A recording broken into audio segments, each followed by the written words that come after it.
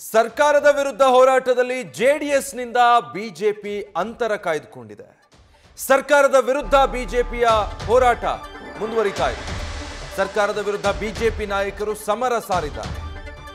ಇವತ್ತಿಂದ 16 ದಿನಗಳ ಕಾಲ ಬಿಜೆಪಿ ಜನಾಕ್ರೋಶ ಹೋರಾಟ ಅಂತ ಹೇಳಿ ಮುಂದಾಗ್ತಾ ಇದೆ.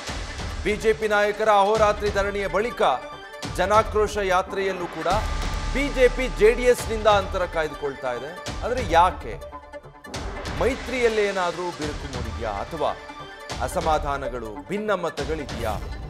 ಒಟ್ಟಾಗಿ ರಾಜ್ಯ ಸರ್ಕಾರದ ವಿರುದ್ಧ ಹೋರಾಡೋದು ಬಿಟ್ಟು ಬಿಜೆಪಿ ಜೆಡಿಎಸ್ನಿಂದ ಅಂತರ ಕಾಯ್ದುಕೊಂಡು ತಾನಾಗಿ ಮಾತ್ರ ಹೋರಾಟಕ್ಕೆ ಮುಂದಾಗ್ತಾ ಇರೋದು ಹಲವು ಪ್ರಶ್ನೆಗಳಿಗೆ ಕಾರಣ ಆಗ್ತಾ ಇದೆ. ಮೈತ್ರಿಯಲ್ಲಿ ಏನಾದರೂ ಮನಸ್ತಾಪಗಳಿದೆಯಾ? ಸರ್ಕಾರವನ್ನು ಕಟ್ಟಿ ಹಾಕೋದಕ್ಕೆ ಮೈತ್ರಿ ಪಕ್ಷ ಒಟ್ಟಾಗಿ ಹೋರಾಟ ಮಾಡಬೇಕಾಗಿತ್ತು. ಆದರೆ ಇಲ್ಲಿ ಪ್ರತ್ಯೇಕವಾಗಿ ಜೆಡಿಎಸ್ ಕೂಡ ಹೋರಾಟದ ರೂಪರೇಷೆ ಸಿದ್ಧ ಮಾಡ್ಕೊಳ್ತಾ ಇದೆ. ಬಿಜೆಪಿ ತಾನಷ್ಟಕ್ಕೆ ಪ್ರತಿಭಟನೆಗೆ ಮುಂದಾಗ್ತಾ ಇದೆ. ಡೀಟೇಲ್ಸ್ ಕೊಡ್ತಾರೆ ನಮ್ಮ ಪ್ರತಿನಿಧಿ ಗಣಪತಿ, ಲೈವ್ ನಲ್ಲಿ ಜಾಯ್ನ್ ಆಗ್ತಾ ಇದ್ದಾರೆ. ಗಣಪತಿ, ಸರ್ಕಾರದ ವಿರುದ್ಧ ಹೋರಾಡೋದೇ ಮೈತ್ರಿ ಪಕ್ಷಗಳ ಉದ್ದೇಶ, ಜೆಡಿಎಸ್ ಆಗಲಿ ಬಿಜೆಪಿ ಆಗಲಿ. ಆದರೆ ಮೈತ್ರಿ ಇದ್ದು ಕೂಡ ಪ್ರತ್ಯೇಕವಾಗ್ತಾ ಇರೋದು ಯಾಕೆ?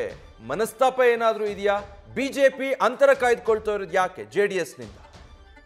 ಖಂಡಿತ ನೋಡಿ, ರಾಜ್ಯ ಸರ್ಕಾರದ ಒಂದಷ್ಟು ವೈಫಲ್ಯಗಳ ವಿರುದ್ಧ ಇವತ್ತು ಮೈತ್ರಿ ನಾಯಕರು ಹೋರಾಟ ಮಾಡಬೇಕಾಗಿತ್ತು. ಇಲ್ಲ ಒಂದು ಕಡೆ ಜಂಟಿ ಹೋರಾಟ ಆರಂಭವಾಗಬೇಕಾದಂತಹ ಸಂದರ್ಭದಲ್ಲಿ ಒಂಟಿ ಹೋರಾಟ ಆರಂಭ ಆಗಿರುವಂಥದ್ದು. ನೋಡಿ, ಬಿಜೆಪಿ ಹಾಗೂ ಜೆಡಿಎಸ್ ಇವತ್ತು ಸರ್ಕಾರದ ವೈಫಲ್ಯ ವಿರುದ್ಧ ಹೋರಾಡಲಿಕ್ಕೆ ಈಗಾಗಲೇ ಸಿದ್ಧತೆಗಳನ್ನ ಮಾಡ್ಕೊಂಡಿತ್ತು. ಆದರೂ ಕೂಡ ಈ ಮೈತ್ರಿ ಇವತ್ತು ಒಗ್ಗಟ್ಟಿನಿಂದ ಎಂಟ್ರಿ ಆಗ್ತಾ ಇಲ್ಲ.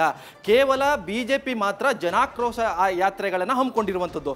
ನೋಡಿ, ಬೆಲೆ ಏರಿಕೆ ಇರಬಹುದು, ಮುಸ್ಲಿಂ ಮೀಸಲಾತಿ ಇರ್ಬೋದು, ಒಂದಷ್ಟು ವಿಚಾರಗಳನ್ನ ಇಟ್ಕೊಂಡು ಇವತ್ತು ಬಿಜೆಪಿ ಜನಾಕ್ರೋಶ ಯಾತ್ರೆಯನ್ನ 16 ದಿನಗಳ ಕಾಲ ಮಾಡ್ತಾ ಇದೆ. ಆದ್ರೆ ಎಲ್ಲೂ ಕೂಡ ಜೆಡಿಎಸ್ ನಾಯಕರಿಗೆ ಆಹ್ವಾನ ಕೊಡ್ತಾ ಇಲ್ಲ. ಜೆಡಿಎಸ್ ನಾಯಕರನ್ನ ಸಂಪರ್ಕ ಮಾಡಿದ್ರೆ ಜೆಡಿಎಸ್ ನಾಯಕರು ಹೇಳ್ತಾರೆ ಬಿಜೆಪಿ ನಾಯಕರು ನಮಗೂ ಕೂಡ ಒಂದಷ್ಟು ಮಾಹಿತಿಗಳನ್ನ ಕೊಟ್ಟಿಲ್ಲ ಅಂತಾರೆ. ಕೇವಲ ಇದು ಜನಾಕ್ರೋಶ ಯಾತ್ರೆಗಷ್ಟೇ ಅಲ್ಲ, ಮೊನ್ನೆ ನಡೆದಂತಹ ಅಹೋರಾತ್ರಿ ಧರಣಿಗೂ ಕೂಡ ಜೆಡಿಎಸ್ನ ಅಂತರವನ್ನ ಕಾಯ್ದುಕೊಂಡು ನೇರವಾಗಿ ಬಿಜೆಪಿ ನಾಯಕರಷ್ಟೇ ಈ ಹೋರಾಟವನ್ನ ಮಾಡ್ತಾ ಇದ್ದಾರೆ. ನೋಡಿ, ಬಿಜೆಪಿ ಒಂದಷ್ಟು ಹೋರಾಟದ ರೂಪರೇಷೆಗಳನ್ನು ಮಾಡಬೇಕಾದ್ರೆ ಮೈತ್ರಿ ನಾಯಕರ ಒಂದಷ್ಟು ಸಲಹೆಗಳನ್ನ ಪಡಿಬೇಕಿತ್ತು, ಕುಮಾರಸ್ವಾಮಿ ಅವರ ಒಂದಷ್ಟು ಸಲಹೆಗಳನ್ನ ಪಡಿಬೇಕಿತ್ತು. ಆದ್ರೆ ಇಲ್ಲಿ ಅದು ಆಗಿಲ್ಲ. ನೇರವಾಗಿ ವಿಜೇಂದ್ರ ಇರ್ಬೋದು, ಆರ್ ಅಶೋಕ್ ಅವರು ಇರ್ಬೋದು, ಹಾಗೆ ಘಟಾನುಘಟಿ ನಾಯಕರು, ಬಿಜೆಪಿಯ ಘಟಾನುಘಟಿ ನಾಯಕರು ಇವತ್ತು ಜನಾಕ್ರೋಶ ಯಾತ್ರೆಯಲ್ಲಿ ಪಾಲ್ಗೊಳ್ತಾ ಇದ್ದಾರೆ.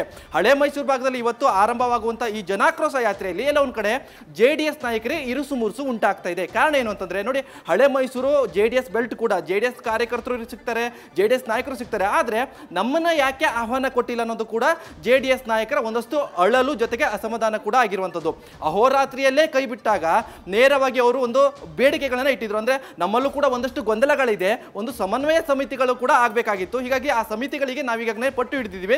ನೋಡೋಣ ಕೇಂದ್ರದ ಬಿಜೆಪಿ ಹೈಕಮಾಂಡ್ ನಾಯಕರು ನಮ್ಮ ಮನವಿಗೆ ಯಾವ ರೀತಿ ಬೇಡಿಕೆಗಳಿಗೆ ಈಡೇರ್ತಾರೆ ಅನ್ನೋದು ಕೂಡ ಒಂದಷ್ಟು ಜೆಡಿಎಸ್ ನಾಯಕರು ಅಳಲನ್ನು ತೋಡ್ಕೊಂಡಿರುವಂಥದ್ದು. ಈ ನಿಟ್ಟಿನಲ್ಲಿ ನೋಡೋದಾದ್ರೆ 16 ದಿನಗಳ ಕಾಲ ಆರಂಭವಾಗುವಂತ ಈ ಹೋರಾಟದಲ್ಲಿ ಜೆಡಿಎಸ್ ನಾಯಕರು ಇಲ್ಲ ಅಂದ್ರೆ ಹಾಗಾದ್ರೆ ಸರ್ಕಾರದ ವೈಫಲ್ಯಗಳನ್ನ ಹೇಗೆ ಎತ್ತಿಡ್ತಾರೆ?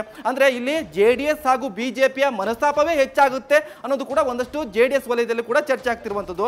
ಮುಂದಿನ ದಿನಗಳಲ್ಲಿ ಕೇವಲ ಈ ಒಂದೇ ಹೋರಾಟ ಅಲ್ಲ, ಸರಣಿ ಹೋರಾಟಗಳಿದೆ, ಬಿಜೆಪಿ ಇರ್ಬೋದು.